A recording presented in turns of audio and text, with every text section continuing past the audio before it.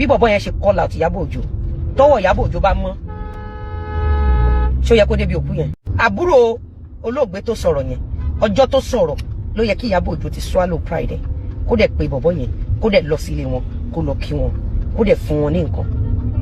As a matter of fact kó tó di àná ó yẹ kí Ìyábọ̀ Òjó ti lọ dáadáa tó mẹ́rin márùn láti inú àpò ẹ̀.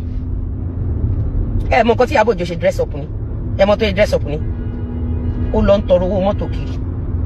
Voice note ẹ wà ń bí o Ìyábọ̀ voice note ẹ wà ń bí tó sọ pé òun lọ sí òkú àwọn onítìá. Ọ̀rọ̀ náà mà tún ti di woro sí woro lẹ́yìn ìsìnkú Allwell Adémọ́lá. Lizzy Anjorin ti jáde tán ó ṣe ní wọ́wọ́wọ́ ó fáyà ọ̀tún ó fáyà òsì ó sọ̀rọ̀ nípa bí Ìyábọ̀ Òjó bó ṣe lọ bí ìsìnkú Allwell Adémọ́lá. Ṣùgbọ́n kí ni Lizzy Anjorin sọ gangan díẹ̀ lẹ́gbọ̀n ẹ ó gbọ́ ọ̀rọ̀ lẹ́nu Lizzy. Ṣùgbọ́n dì tó fi react gan ni gbogbo yín lè mọ brother Allwell Adémọ́lá ilé tó jáde kété tẹ̀gbọ́n rẹ̀ kú tó sọ̀rọ̀ sí Ìyábọ̀ Òjó. Ẹ̀yin tẹ́ bá tí wo fídíò bí tó ti sọ̀rọ̀ sí Ìyábọ̀ Òjó ń kọ́kọ́ play ẹ̀ fún yín.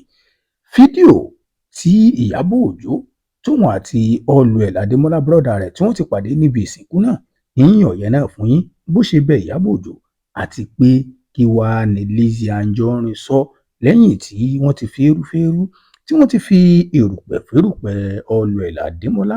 Èmi ṣe bí ó yẹ kí wọ́n jẹ́ kí òkú lọ sinmi ni ṣùgbọ́n wàhálà ńlá ń bọ̀ lẹ́yìn ìsìnkú.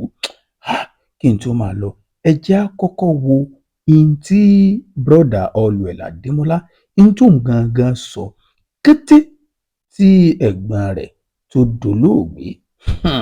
Lẹ́yìn ìgbà tí n bá ti play ẹ̀ fún yín ni mo gbé kí n tó máa lọ tó bá jẹ́ ìgbà àkọ́kọ́ tẹ́yìn wo YouTube channel wa ni ẹ ti mọ̀ ikú aya ikú ọkọ ikú ọmọ ìkankan bẹ́ẹ̀ kò mà ní wọlé tọ̀ wá ní ọdún 2026 tá a wà yìí. Ẹ wo ẹ jẹ́ á mọ́ pọ̀ lọ́rọ̀ ká kọ́kọ́ máa mú lẹ́yọ kọ̀ọ̀kan ká máa yọ́ lẹ́yọ kọ̀ọ̀kan. Ẹ jẹ́ n kọ́kọ́ gbé yín débẹ̀ ní ti Allwell Adémọ́lá ní ti brother rẹ̀ tó sọ sí Ìyábọ̀ Òjó kété tí eyín ẹ̀gbọ́n rẹ̀ Allwell Adémọ́lá kú. Tí n bá ti mú yẹn tán wá ẹ má lọ bí kankan ẹ wo fídíò náà tán kẹ́ ẹ lè gbádùn in tí Lizzy Anjorin tó sọ. Lizzy sọ̀rọ̀ ilẹ̀kùn ẹ wo ìní fẹ́nu ara mi sọ tó sọ ṣùgbọ́n ẹ kọ́kọ́ wo ohun tí brother Allwell sọ ẹ wo mò ń bọ̀ náà. Allwell, rest in peace. Allwell, rest in peace. Allwell, do this. Allwell, do that. How many of you supported my sister when she was alive? Now only her movies are the same. All these Ili artists, all of them, Ili artists, they call on herself a friend. Then we have all of them, the man she feel. Man, I don't remember, say my sister carried all of them, join body. Latif Olajumobi, you, Owoni Koko, Emma Wale Wawa she film. Olè bẹ̀rẹ̀ tọ́wọ́ ẹgbẹ́ gbogbo yín mọ́ra gbogbo ẹ̀yin ṣe fíìmù gbogbo jagunjagun everything tẹ̀ ṣe this one that one ṣe fi ọ̀rọ̀ ẹ̀ sí ni. Gbogbo wa náà láti gbọ́ in tí àbúrò Allwell Adémọ́lá bó ṣe sọ̀rọ̀ sí Ìyábọ̀ Òjó Lateef Adédìméjì àti gbogbo àwọn òṣèré kọ̀ọ̀kan lẹ́yìn ìgbà tí ẹ̀gbọ́n rẹ̀ tó papòdà. Kí ló wá ṣẹlẹ̀ nígbà tí brother Allwell Adémọ́lá tó fojú kan Ìyábọ̀ Òjó ní wòmí kí wọ́n jọ máa wòra wọn báyìí èèyàn nígbà tí Ìyábọ̀ Òjó tó lọ sí ibi ìsìnkú ẹ̀gbọ́n rẹ̀ gangan.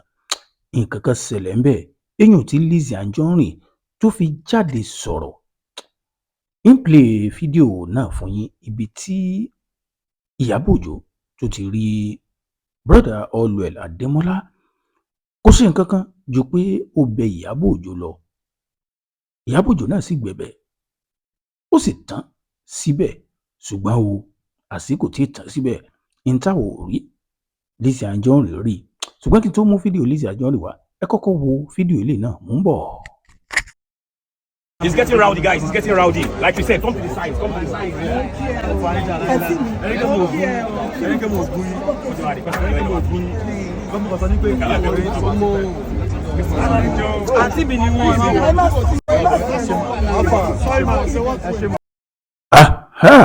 Fídíò tó dá wàhálà lẹ̀ gan-an náà lẹ́tì wò ẹ rí i pé àbúrò Allwell Adémọ́lá nígbà tó fojú kan Ìyábọ̀ Òjó ó ń bẹ́ẹ̀ ó ń dọ̀bálẹ̀ ó ní àǹtí mi ẹ rí i pé mi ò bú yín ẹ rí i pé mi ò bú yín ẹ rí i pé mi ò bú yín ilé ìgbọ̀n ló wá dá wàhálà lẹ́ o ló dá yánpọnyánrin lẹ́ o tí Lizzy Anjorin fi jáde èèyàn nígbà tó ń wa mọ́tò rẹ̀ lọ ó sẹ̀tì kámẹ́rà gbogbo yín náà lè dẹ̀ mọ̀ pé ìjà tó gbóná girigirigiri ó ń bẹ láàrin Lizzy Anjorin òun àti Ìyábọ̀ Òjó ní two parallel line làwọn méjèèjì tí wọn ò lè fojú kojú láíláí ṣùgbọ́n kí wàá ní Lizzy Anjorin sọ lórí fídíò yìí àti pé Lizzy Anjorin tún kọ́mẹ́ǹtì lórí pé bí Ìyábọ̀ Òjó bó ṣe mékọ̀ọ̀pù lọ síbi ìsìnkú Allwell Adémọ́lá ẹ wo ẹnu onípọ̀n láti ń gbọ́ pọ̀n abíbò làwọn Yorùbá ṣe máa ń sọ ẹ bá ń gbà bí mo ṣe sọ ìfẹ́ máa fẹnu ara mi sàn tí Lizzy sọ ó yá ẹ jẹ́ ń gbé yín débẹ̀ ẹ ti mọ̀ bá ṣe máa ń ṣe má gbàgbé ẹ share fídíò ẹ subscribe ẹ dẹ̀ má gbàgbé kẹ́ tẹ notification bell ẹ jẹ́ ń gbé Lizzy wọlé kẹ́ gbọ́n tó sọ.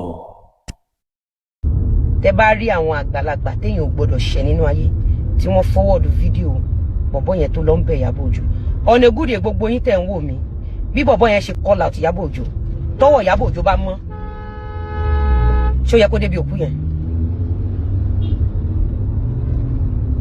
tí ọwọ́ ẹ̀ bá mọ́ ṣó yẹ kó débi òkú yẹn ká wá sọ wípé ó lọ síbi òkú yẹn ṣé kò yẹ kó ti rí àbúrò olóògbé kí wọ́n ti jọ parí ìjà lẹ́yìn ká wá rí wọn papọ̀ bí ẹ̀gbọ́n àtàbúrò ẹ rí i pé Ìyábọ̀ Òjó ò lọ bá fámìlì yẹn kò lọ bá wọn kẹ́dùn kò lọ kí wọn she went there láti destroy image àbúrò olóògbé so that ẹ lè wá bully àbúrò olóògbé. Ìyábọ̀ Òjó is very very evil. Àwọn abiyamọ tó máa jẹun ọmọ nìkan ṣoṣo ni wọ́n máa ríran rí ìwà burú tó wà lọ́wọ́ Ìyábọ̀ Òjó.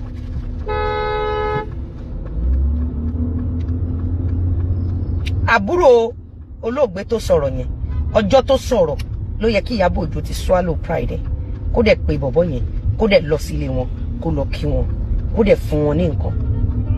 As a matter of fact kó tó di àná ó yẹ kí Ìyábọ̀ Òjó ti lọ dáadáa tó mẹ́rin márùn láti inú àpò ẹ̀. Ẹ mọ nǹkan tí Ìyábọ̀ Òjó ṣe dress up ni ẹ mọ tó ṣe dress up ni ó lọ ń tọrọ owó mọ́tò kiri voice note ẹ wà ń bí Ìyábọ̀ voice note ẹ wà ń bí tó sọ pé òun lọ sí òkú àwọn onítíátà kan kò dẹ̀ sí nǹkan kan lọ́wọ́ ẹ kò tiẹ̀ wá sówó tó fẹ́ fi wọ mọ́tò ó ṣẹ̀ṣẹ̀ lọ tọrọ bárà Ìyábọ̀ níbi tí Ọlọ́run bá ti tiẹ̀ jẹ́ dé ó ṣẹ̀ṣẹ̀ lọ tọrọ bárà nígbà tó wá débẹ̀ tí ò bá sí pé o tún fẹ́ lọ fòkú yẹn gba o fẹ́ lọ fòkú yẹn wá fèm ó débẹ̀ ó rí pé gbogbo àwọn tó kú ẹ̀wọ̀n makeup ẹ̀tọ́ ẹ bọ́ sí kọ́nà kan kò lo wipes kò nu ojú ẹ̀ ó wá nu ojú ẹ̀ nìyẹn ẹ̀tọ́ ẹ yọ gbogbo jewelry tó wà lára ẹ̀ ó lọ síbi òkú yẹn bí ìgbà tí ọ̀tá ẹ̀ kú.